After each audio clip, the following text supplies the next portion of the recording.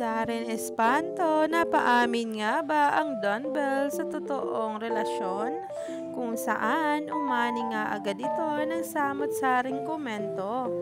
Alam naman natin na si Darren Espanto ay malapit nga sa dumbbell na talaga nga namang kinahihimlayan ng bawat paayuda. Kaya naman, sabay-sabay nating tingnan at alamin ang nasabing post tungkol sa dumbbell.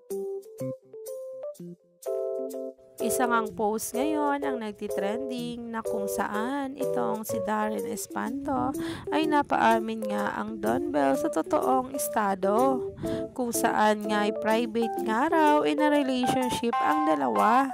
At talaga nga naman, tinatago lamang ang totoong estado. Umani nga agad ito ng samot-saring komento sa social media.